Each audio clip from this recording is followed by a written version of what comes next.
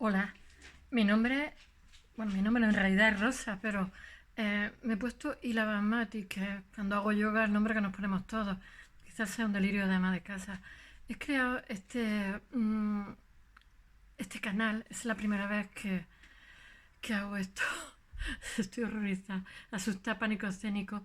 Soy artista, también hice filología hispánica e inglesa y me gustaría eh, que la gente supiera lo que es arte, porque empiezo a tener sospecha de que la mayoría, eh, no sé, el mercado de arte es como que tiene una idea de que la gente no aprenda, o sea, lo mismo que somos contemporáneos para el reggaetón, el jazz, el rock y otras cosas, por favor, seamos también contemporáneos con el arte, que no es algo inasequible para nadie, pero parece se le ha recubierto como la filosofía de un elitismo que es totalmente falso, puesto que los artistas nunca fueron seres de otra galaxia, fueron seres enamorados, torturados, algunas veces con oficios modestos y la obra la hicieron para todos. Y no sé, cuando voy a un museo y oigo a la gente decir, ay, es que mi niño haría esto mucho mejor, me entristece. O cuando veo a la gente, a los que se consideran sabedores, explicar los cuadros, me dan ganas de invadir Polonia. De verdad que el arte no tiene nada que ver con eso. El arte es algo mucho, y la literatura es algo muchísimo, muchísimo más cercano. Solo por poner un ejemplo, Shakespeare copiaba literalmente, que hoy le hubiera supuesto un juicio y una condena, copiaba a los clásicos, los copiaba literalmente. Un tercio de su obra, otro tercio de sus contemporáneos, solo un tercio era suyo y es Shakespeare. Y no digamos Cervantes con Virgilio y la Eneida o el Beatus Ile. Y sin contar, eh, bueno, también Virgilio a Homero. Creo que he hecho, he hecho varios. Suscríbete a mi blog, porque tampoco quiero ser pesada en estos canales, quiero hablar 5 o 10 minutos para que nadie se canse. El blog de Ila Basmati, y ahí hablo un poquito más en profundidad sobre el concepto de plagio, que es un poco absurdo, que es policial, que ahora todo lo que sea libertad de opinión parece que está perseguido, ¿no? Y bueno, y todos estos días voy a hablar un día de la Bauhaus alemana, que es maravillosa, de sus miembros, de Itten, de Paul Klee, yo qué sé, de Vasily Kandinsky. Voy a hablar también, bueno, creo que el primer día, hoy voy a hablar un poquito de qué es lo que es arte. Voy a hablar de la Biutemas rusa, que es tan maravillosa como la Bauhaus. Lo que pasa es que Rusia era un país medieval cuando la Revolución Rusa y tardó 30 años en ser una potencia, a un precio terrible, pero bueno, se convirtió en una potencia. No voy a entrar en valoraciones de este tipo, aquí hablamos de arte y literatura. Y voy a hablar, eh, sobre todo voy a hablar del siglo XX mucho, lo cual no significa que no hable también de otras épocas, pero creo que en nuestra época está mal entendida las cosas que se hacen en las instalaciones. He creado esto porque en la última exposición que fui me enfadé tanto que dije, de esto hay que hablar, hombre. Así que la gente sepa en qué medio nos movemos, quiénes son sus contemporáneos, entre otras porque yo también soy creadora y tengo mis compañeros que están trabajando en Mercadona y todos estos sitios. Me encantaría que vivieran de arte porque son valiosos, y sin embargo está todo el mundo pues viendo a Velázquez, que es maravilloso, que es un genio, viendo, no sé, a tanto, a Rubens, pero bueno, porque hay que apostar también por lo emergente, y para eso sobre todo lo importante es poder entender qué es lo que pasa, por qué hemos llegado aquí. Y yo empezaría por entender que el arte tiene diferentes funciones. O sea, tiene muchas, pero voy a contar las que para mí son más importantes. Una de ellas es la ornamental, que es la que utilizan en las cuevas primitivas. Este arte ornamental tiene un carácter mágico religioso, ¿no? Porque estas cuevas muchas veces eran iniciáticas, o bien para los adolescentes, o bien antes de cazar. Después hay un carácter también ornamental, ¿no? O sea, el grupo que está en el poder, como pasaba en Roma, porque el arte, quieres que no, impacta, como pasaba con Ramsés en el Bajo Egipto, con Abu Simbel, ¿no? Ramsés, hijo de Seti. Pues eso al Bajo Imperio le impactaba ver esa figura suponía que era alguien muy poderoso para mover toneladas de piedra, ¿no? Y lo era, la verdad. Pero lo que pasa es que ahí también el arte tiene una función propagandística. O sea, tenemos que entender que cuando nosotros salimos del vientre materno sabemos nadar, pero también somos unos artistas maravillosos porque no estamos contaminados de la racionalidad. O sea, tenemos lo que Jung llama el inconsciente colectivo, todos soñamos exactamente igual. Entonces, si a ese niño lo pone enfrente de una pared a los 2 o 3 años, es capaz de contarte con muchos colores, pinta cosas y dice, mira, este es mi perro, este es mi padre, este es mi coche y no sé qué. Pero cuando llegan a la escuela, no con mala intención, yo creo muchas veces se le dice, no, un coche es esto, y le enseñan una fotografía de un coche, eso es un coche, lo que tú haces no es un coche. Después cuando llegamos a las facultades de arte, tenemos que recorrer el camino inverso y es complicado porque tenemos ya tantas capas de instituto, de esto no lo hagas así, qué mal lo has hecho, qué torpeza lo que has hecho, ¿no? Pues lo mismo que sabemos nadar cuando sabemos del vientre materno, somos unos artistas excepcionales y ese 50% que tenemos de no racionalidad es el lado más civilizado y eso hay que abrirlo, esa percepción. De hecho, aconsejaría que todos los días hiciéramos cosas nuestras, cosas artísticas, que no necesariamente son pintar y dibujar, porque eso la vanguardia ya lo agotaron. Pues, no sé, un bordado, un petit pois, no sé, hay tantas cosas. En fin, voy a intentar hacer una pequeña sinopsis para que entendáis un poquito los momentos más importantes del arte para mí, por supuesto, of course, porque esto es subjetivo, y cómo poder entender el arte, que no es algo tan lejano ni tan distante, que vayáis a una instalación y no digáis, esto que es basura, esto que... No, que os paréis, reflexionéis y digáis, pues no me gusta, paso de largo. O, ¿qué puede ser esto? Porque en el arte no hay evolución, hay soporte. Y en cada época tiene su soporte, porque cada época tiene su sensibilidad y sus artistas. Pero bueno, os voy a hacer una pequeña sinopsis artística, o histórica, perdón, para que sepáis qué es arte para mí. Por ejemplo, yo destacaría en la época de los griegos el entusiasmo, que los artistas eran artesanos, pero tenían entusiasmo, tenían algo que los singularizaba del resto, ¿no? Ya hemos pasado la época primitiva, esa función, ¿no?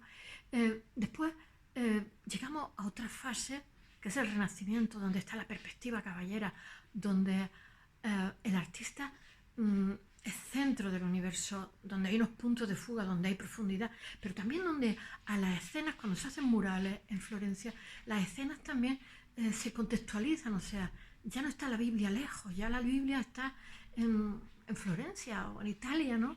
Eso también es un guiño de decir, oye, no sois tan importantes, sois importantes, pero estáis aquí. Y el artista los pinta como tal, porque esa es la sensibilidad del momento. Después yo me pararía en esta sinopsis, me pararía, por ejemplo, en el romanticismo, la Sturm und Drang alemana, que está basada en cuando nace la burguesía, a finales del 18, principios del 19, el movimiento romántico, que en realidad es alemán, aunque se pongan las medallas otros que se saben vender mejor. Y en ese Sturm und Drang hay una obsesión por la novedad, todo tiene que ser nuevo, todo tiene que ser renovado. Cuando ellos mismos, aunque son muy góticos y miran al pasado medieval y tal, ellos están utilizando la tradición, que es lo que hay que utilizar en arte, por eso lo reivindico cuando dicen plagio, pero si no partimos de la tradición, repetimos la fórmula. Este romanticismo es muy importante porque pone las bases de lo que va a ser la nueva época, ¿no? Porque ya está la revolución agrícola y la industrial ahí en ciernes, ¿no? Entonces, este romanticismo, que yo lo juntaría con Humboldt, sus viajes y el descubrimiento de los Upanishads, ¿no? Tan importante, o sea, que se dan cuenta que los textos védicos tienen que ver con nosotros, entonces nace la literatura comparada, en fin, nace nuestra generación del 98 a raíz de eso, ¿no? Todo el siglo XIX ya está anunciando lo que viene a partir de entonces, que es la modernidad. La modernidad que entra con una paz armada, ¿no? Pero precisamente que ya está en el siglo XIX. Pero a pesar de eso entra con muchísima fuerza porque la modernidad tiene una gran fe en el futuro, está convencida que la tecnología nos va a redimir y que además de eso esa redención va a hacer que el trabajador tenga más horas libres para disfrutar con su familia y lo va a rodear de objetos bellos. Para eso va a emerger el diseño en esa época. Van a vivir en panales, en viviendas, en bloques, rodeados de objetos de diseño. Ya veremos que todo eso se trunca. Pero bueno, esa modernidad tiene el convencimiento de que a mayor educación, mayores principios éticos, eso viene del pater familias, voy con el palo este que me va a dar un calambre, el pater familias romano, ¿no? O sea, cuanto tú más educas a un niño, un ser humano más completo va a ser. Pero, sin embargo, no cuentan que después va a haber una doble moral y que un señor va a ser capaz de estar por la mañana tocando a Brahms, interpretándolo con una sensibilidad exquisita y por la tarde gaseando a los judíos, que eso es una cosa, y generando unas armas letales terribles con ese conocimiento. Pero bueno, estamos a principios del siglo XX. Siglo XX, todos son esperanzas de futuro porque esa tecnología nos va a hacer mejores, va a hacer que seamos gente buena, esperanzados, que vamos a vivir bien, que la medicina nos va a salvar, en fin, ya ha habido Pasteur, ya empiezan, en fin. Pero resulta que a la vez hay una paz armada y una crisis horrorosa, porque los hijos del liberalismo son el socialismo y el fascismo, ¿no? Y entonces ya estamos en el siglo XX con una situación convulsa, porque esa revolución agrícola e industrial se ha cargado las tradiciones y ha movilizado miles de personas a las ciudades, claro, y eso conlleva que Marx en el siglo XIX escribe su obra que sigue vigente, no entro en esos temas, pero sigue vigente porque tiene las causas, pero eso cambia el paradigma del arte también. Entonces, todo eso ya se hereda del siglo XIX, es una época muy, muy convulsa, pero a pesar de eso está Duchamp, que muestra, que creo que es muy importante porque nace el arte conceptual, que muestra un orinal en el museo. Entonces la gente dice, bueno, ¿cómo un orinal vulgar, repugnante, que está en un servicio de callejero, de pronto está en un museo, es una obra de arte? Simplemente porque cambiando una pieza de una habitación a otra, de la calle al museo, pasa a ser obra de arte. Algo que es una categoría que nos inventamos, es un constructo que hacemos. Eh, pero bueno, a partir de ahí está el conceptual, que nace a la vez, y no casualmente, del signo lingüístico de Saussure. Bueno, de ahí pasaría, no voy a entrar al Círculo de Praga, hay una guerra mundial terrible, una humillación a Alemania, pero antes de eso está la Bauhaus de Weimar, que empieza. Después está la de Dessau, y después aproximadamente del 19 al 33. Y después está la de Berlín.